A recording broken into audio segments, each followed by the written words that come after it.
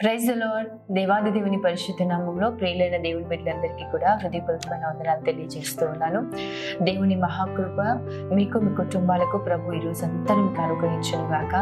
దేవుని కృపను బట్టి దేవుడు గడిచిన 2 మాసాలు మనని కంటి కనుపాపు వలె కాచి కాపాడి నూతనమైన మాసం మార్చ్ మాసంలో అడుగుపెట్టినట్లుగా దేవుడు మనకిచ్చిన ఈ కృపను బట్టి దేవాది దేవునికి సమస్త మహిమ కలుగును గాక. ఈ మార్చ్ మాసం అంతను కూడా ప్రభు తన సన్నిధిని మీకు తోడుగా నుండి చేసి మీ జీవితాల్లో ప్రభు ఘనమైన గొప్ప కార్యాలు జరిగించును గాక. ఈ మార్చ్ ఎన్నో పనుల నిమిత్తం మీరు కనపడుతూ ఉండొచ్చు, ఎన్నో కార్యాల కొరకు ప్రభు సన్నిధిలో ప్రార్థిస్తూ ఉండొచ్చు, ఎన్నో అంశాల నిమిత్తము భయముతోనూ భారముతోనూ ఉండొచ్చు. కానీ నిశ్చయంగా ప్రియ దేవుని బిడ్డ, మేము ప్రార్థిస్తున్నాం మీ అందరి జీవితాల్లో ఈ మార్చ్ నెల దేవుడు ఉన్నతమైన గొప్ప కార్యాలు జరిగించును గాక. ఈ మార్చ్ నెల దేవుడు మనకు అనుగ్రహిస్తున్న వాగ్దానం మనందరం కూడా చదువుదామా. ద్వితీయోపదేశ కాండము 7వ అధ్యాయము 13వ వచనం. ఆయన నిన్ను ప్రేమించి నిన్ను ఆశీర్వదించి నిన్ను అభివృద్ధి చేసి దీవించును. ఆమె ఒకసారి బిగ్గిగా ఆమె అని చెప్పండి. నిజంగా చాలా చక్కటి వాగ్దానాన్ని ప్రభు మనకు అనుగ్రహించాడు కదా. ఏం చేస్తాడు ఈ మార్చ్ మాసం దేవుడు మన జీవితాల్లో అంటే, దేవుడు ఈ నెల మనకి ఇస్తున్న చక్కటి అతి శ్రేష్టమైన వాగ్దానం మనం చూస్తున్నాం. మనందరం కూడా మన జీవితాల్లో ప్రతిదినం కోరుకునేది, ప్రతిదినం మనం ఆశించేది, ప్రతిదినం మనం ప్రార్థించేది ఈరోజు ప్రభు మనతో మాట్లాడుతున్నాడు. ఈరోజు ఈ మాట వినగానే మీకు కూడా చాలా ఆశ్చర్యంగా అనిపించుండొచ్చు.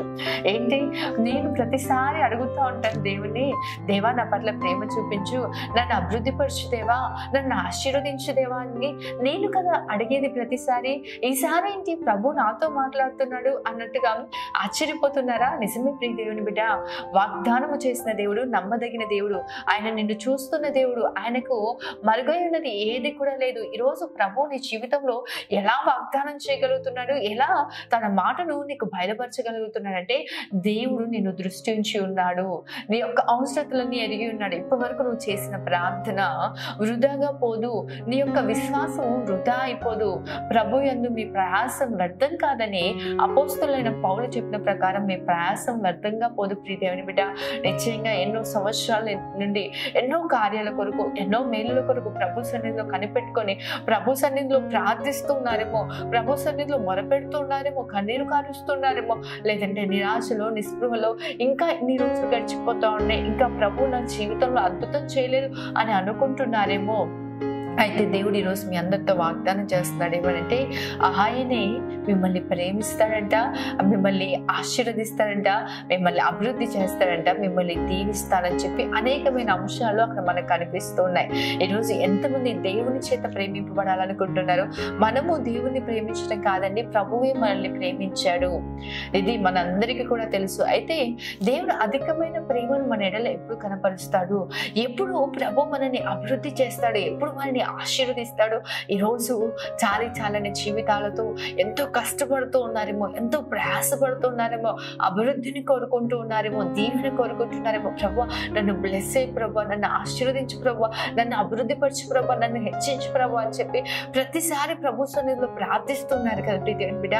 ప్రభు కూడా మనల్ని అభివృద్ధి పరిచే దేవుడై ఉన్నాడు ప్రియ దేవుని బిడ్డ. మీకు కరువు రానియక నేను మీకు ఆజ్ఞాపిస్తాను, ధాన్యాన్ని అభివృద్ధి పరుస్తానని ప్రభు వాగ్దానం చేశాడు. మనం చూసినట్లయితే మొదటి వాగ్దానము, ప్రభు ఇచ్చిన మొదటి ఆశీర్వాదం కూడా చూడండి, ఆదాము హవ్వతో ప్రభు చెప్తా ఉంటాడు ఏంటంటే, మీరు ఫలించి అభివృద్ధి పొంది భూమిని నిండించి దాన్ని లోపరుచుకోండి, మీరు అభివృద్ధి పరచబడాలి, మీరు ఉన్న చోట్లోనే ఉండడం కాదు.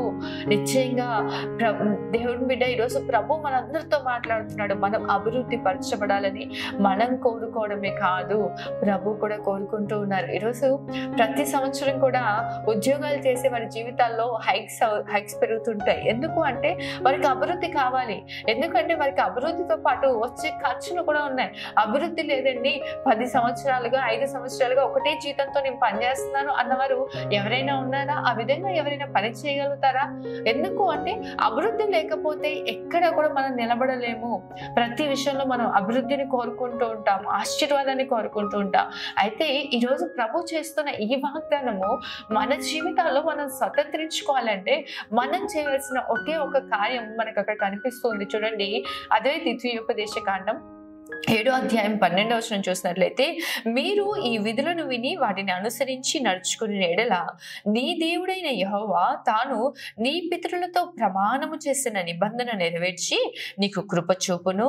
ఆయన నిన్ను ప్రేమించి ఆశీర్వదించి అభివృద్ధి చేసి నీకిచ్చిదనని నీ పితరులతో ప్రమాణము చేసిన దేశములో నీ గర్భఫలమును, నీ భూఫలమును, నీ సస్యమును, నీ ద్రాక్షారసమును, నీ నూనెను, నీ పశువుల మందను, నీ గొర్రెల మందలను, మేకల మందలను ఆయన దీవించును. సమస్త జనముల కంటే ఎక్కువగా నీవు ఆశీర్వదింపబడదు. ఆమె నిశ్చయంగా ప్రియ దేవుని బిడ్డ, ఎన్ని ఆశీర్వాదాలు! ప్రభువు ఏ విషయాల్లో మనల్ని అభివృద్ధి పరుస్తాడు, ఏ విషయాల్లో ప్రభు మనం దీవిస్తాడంటే మన భూఫల విషయంలో అంట, గర్భఫల విషయంలోనంట, అదేవిధంగా మన ద్రాక్షరసము, ధాన్యము, ఏది కూడా పశువుల విషయంలో, నూనె విషయంలో ఏది తక్కువ కాకుండా ప్రభు ఆశీర్వదిస్తాను, దీవిస్తాను అన్నాడు. ఎప్పుడు అంటే దేవుడు చెప్పిన మాటను మనం వినినప్పుడు, ఆయన విధులను విని అనుసరించి వాటిని అనుసరించి మనం నడుచుకున్నప్పుడు ప్రభువు మన జీవితాల్లో ఈ ఆశీర్వాదాలన్నీ కూడా కలగజేస్తారండి. ఎంత చక్కటి వాగ్దానాలు ఉన్నాయి కదా, ఎంత చక్కటి మాటలు, ఎంత చక్కటి దేవుని ఆశీర్వాదాలు మన కొరకు సిద్ధపరిచి ఉంచాడు. చూడండి, ఈరోజు చాలా మంది ప్రభు మాటకు లోబడట్లేదు. దేవుని మాట వినటం ఉత్తమం అని దేవుని వాక్యం సెలవిస్తా ఉంది. సమయాలు చెప్తా ఉంటాడు. ఏమని అంటే, ఒకడు పొట్టేళ్ళ బలులను ప్రభువును అర్పించినప్పుడు దేవుడు సంతోషిస్తాడా? ఆయన సంతోషించడు.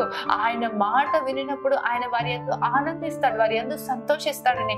ప్రభు మాట వింటే ప్రభు సంతోషించే దేవుడు అయినటువంటి ఈరోజు ఎంతో ప్రభు కొరకు చేస్తూ ఉండొచ్చు, నువ్వు ఎంతో విశ్వాసాన్ని కనపరుస్తుండొచ్చు, ఎంతో భక్తిని నువ్వు చేస్తూ ఉండొచ్చు, ఎంతో ప్రయాసపడుతూ ఉండొచ్చు, నీ శక్తికి మించిన కార్యాలు నువ్వు దేవుని కొరకు చేస్తూ ఉండొచ్చు. కానీ ఇవన్నీ చేస్తూ నీవు దేవుని మాటకు లోబడకపోయినా, ఒక్క మాట విషయంలో నువ్వు తప్పిపోయినా ప్రభువు నీ జీవితంలో ఆశీర్వాదాన్ని కలగచేయడు.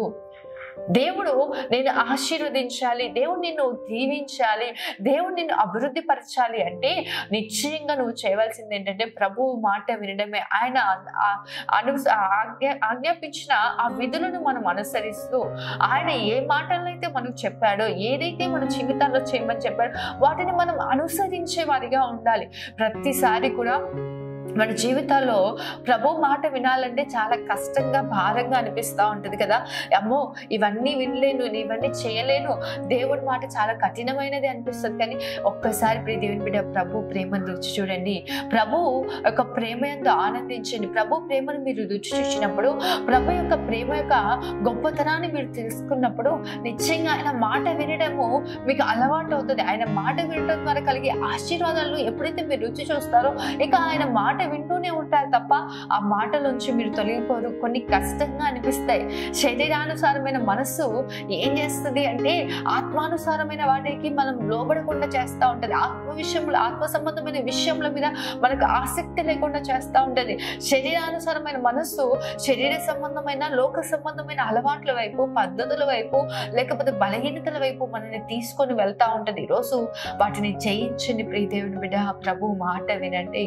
ప్రభు ఆజ్ఞాపించిన ఆజ్ఞలను, విధులను అనుసరించి నడుచుకోనండి. దేవుడు ఏదైతే చేయమన్నాడో, ఏదైతే చేయకూడదన్నాడో అది నిశ్చయముగా మనము చేయగలిగిన వారం అవుతే ప్రభు మనల్ని ఏం చేస్తాడంటే సమస్త జనముల కంటే అధికంగా ఆశీర్వదిస్తాడు. ఈరోజు ప్రభు ఇంకెన్ని సంవత్సరాలు నన్ను ఇంకా ఎన్ని సంవత్సరాలు నేను ఎదురు చూడాలి ప్రభు, ఎప్పుడు నన్ను ఆశీర్వదిస్తా ప్రభు అని అడుగుతున్నావు కదా. ప్రభు చెప్తా అన్నాడు, ఇదొక్క పని చేయి, నిన్ను సమస్త జనముల కంటే నేను అధికంగా ఆశీర్వదిస్తాను. దావీదు దేవుని మాటకు లోబడ్డాడండి. దేవుడు అతన్ని అత్యధికంగా ఆశీర్వదించాడు. తన సంతానమును సింహాసనము స్థిరపరిచాడండి. తన తరములు ఆ సంతానము ఆ సింహాసనం మీద ఉండునట్లుగా దేవుడు ఆయన ఆశీర్వదించాడండి. ఈరోజు నిశ్చయంగా ప్రియ దేవుని బిడ్డ ప్రభు మాట విను. ద్వితీయోపదేశకాండ 28వ అధ్యాయంలో కూడా మనం చూసినట్లయితే దేవుని మాట వింటే కలిగే ఆశీర్వాదాలన్నీ కూడా అక్కడ రాయబడి ఉన్నాయి. ఈరోజు ఈ దీవెనలన్నీ, ఈ ఆశీర్వాదాలన్నీ నీ మీదకి రావాలి. నీ గర్భఫలం ఆశీర్వదింపబడాలి, నీ భూఫలం ఆశీర్వదింపబడాలి, నీ ధాన్యం ఆశీర్వదింపబడాలి, నీ నూనె ఆశీర్వదింపబడాలి, నీ ద్రాక్షారసం ఆశీర్వదింపబడాలి. అంటే నువ్వు చేయవలసింది ఏంటంటే ప్రభు మాట వినడమే. ఈ మార్చి మాసం ప్రభు ఆశీర్వదించడానికి సిద్ధంగా ఉన్నాడు. ప్రభు నిన్ను అభివృద్ధి పరచడానికి సిద్ధంగా ఉన్నాడు. నీ సరిహద్దులు విశాలపరిచి నువ్వు అడిగిన దానికంటే, ఊహించిన దానికంటే అత్యధికముగా అనుగ్రహించడానికి ప్రభు సిద్ధంగా ఉన్నాడు. మరి పొందుకోవడానికి నీవు సిద్ధంగా ఉన్నావా ప్రియ దేవుని బిడ్డ? నిశ్చయంగా ఈరోజు నీ హృదయాన్ని పరీక్షించుకొని ప్రభు మాటకు లోబడి ఈరోజు ఒక తీర్మానం తీసుకో. ప్రభు ఇకపైన నీ మాటకు లోబడతాను. ఒక్కసారి ప్రియ దేవుని బిడ్డ ప్రభు మాట వినడం అలవాటు చేసుకోండి. ప్రభు మాటను విని ప్రభు మాటను అనుసరించి జీవించడం అలవాటు చేసుకోండి. గొప్ప మేలు మీరు చూస్తారు. ఆత్మలో ఆనందాన్ని మీరు అనుభవించగలుగుతారు. శరీర సంబంధమైన ఈ లోక సంబంధమైన ఆనందము కొద్ది క్షణాల్లో కనుమరుగైపోతుంది, కానీ ఆత్మ కలిగించు ఆనందము నిత్యము మన హృదయాల్లో ఏలుబడి చేస్తుంది. ప్రియ దేవుని బిడ్డ ప్రభు వాక్యాన్ని వినండి, ప్రభు మాటకు లోబడండి. ఆయన ఉద్దేశాలని, ఆయన చిత్తాన్ని సఫలం చేయండి. అవి భారమైనవి కావు, ఆయన ఆజ్ఞలు భారమైనవి కావు అని దేవుని వాక్యం సెలవిస్తాం. ఆజ్ఞలు భారమైనవి కాదు.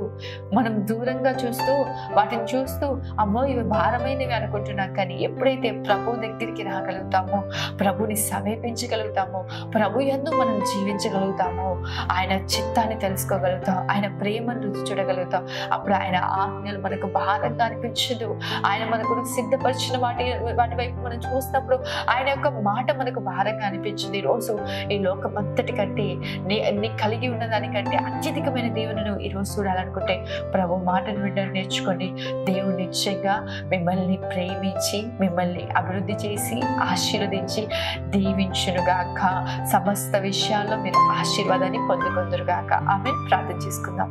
మహోన్నతుడైన తండ్రి, సర్వశక్తిమంతుడైన దేవ, సర్వాధికారి, నీకే వందనాలు స్తోత్రాలు చెల్లిస్తున్నాం. ఎంత చక్కటి వాగ్దానం ప్రభువా. అయా ఈ వాగ్దానం ప్రతి ఒక్కరి జీవితాల్లో నెరవేర్చబడాలి.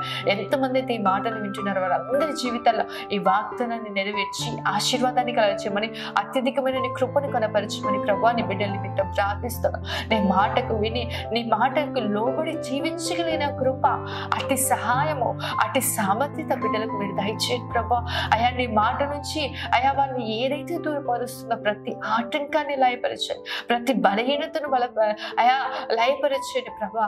బలవంతులుగా చేసి బిడ్డలు మీరు నిలబెట్టుకోమని ఈ మార్చి మాసం అంతా ప్రభా బిడ్డలకు నీ సన్నిధి తోడుగా ఉండొచ్చేయండి. నీ కృపను అనుగ్రహించండి.